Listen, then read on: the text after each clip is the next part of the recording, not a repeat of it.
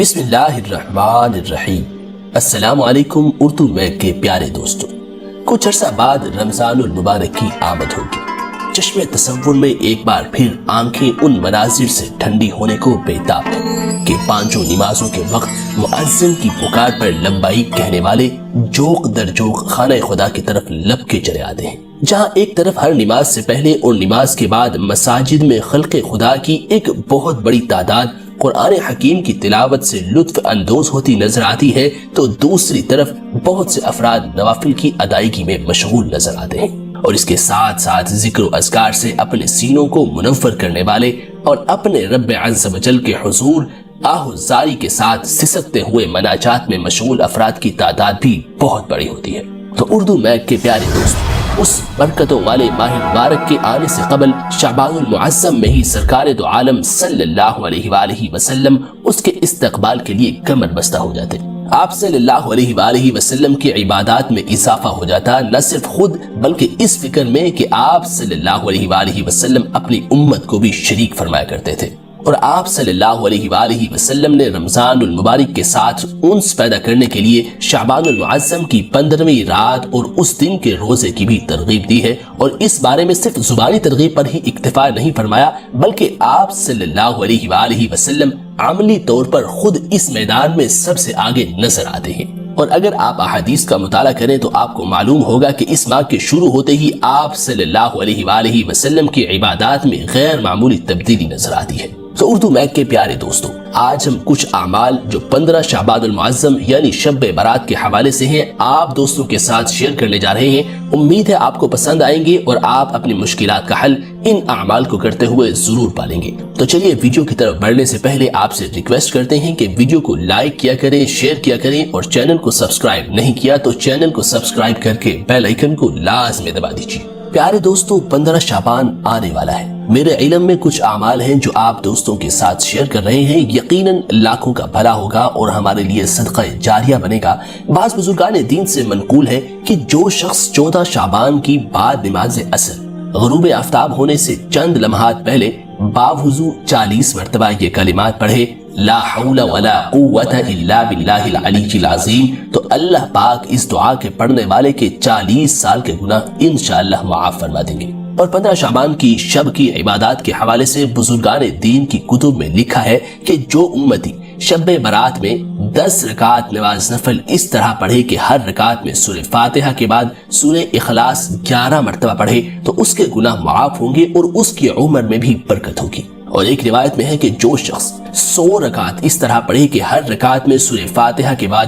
10 مرتبہ سورہ اخلاص پڑھے تو اللہ رب العزت اس کی طرف 70 مرتبہ نگاہ کرم فرمائیں گے، اور ہر نگاہ میں اس کی 70 حاجات پوری فرمائیں گے، اور سب سے ادنا حاجت اس کی بخشش ہوگی۔ اور بعض بزرگان دین نے اپنی کتب میں لکھا ہے کہ شعبان کی شب 2 نفل کا ثواب 400 سال کی عبادت سے زیادہ ہے۔ ایک طویل حکایت ہے، اس کا خلاصہ ہے کہ حضرت عیسیٰ علیہ السلام نے ایک ایسے بزرگ کو دیکھ کر رب تعالیٰ کی بارگاہ میں عرض کیا جو کہ 400 سال سے ایک پتھر میں ایک غار کے اندر محو عبادت تھے، لگاتار 400 سال سے عبادت میں مصروف تھے۔ تو فرمایا، مولا کیا تو نے اس سے افضل مخلوق پیدا نہیں کی؟ جواب ملا، اے عیسیٰ، میرے محبوب صلی اللہ علیہ وآلہ وسلم کی امت کا جو فرد شعبان میں 2 رکعت نماز نفل پڑھ لے، ان 2 نفل کا ثواب اس کی 400 سال کی عبادت سے زیادہ ہوگا۔ یہ سن کر حضرت عیسیٰ علیہ السلام نے کہا، اے کاش میں بھی محمد صلی اللہ علیہ وآلہ وسلم کی امت میں ہوتا۔ اور حضرت عیسیٰ علیہ السلام کی اس دعا کو اللہ رب العزت نے صرف قبولیت سے بخشا،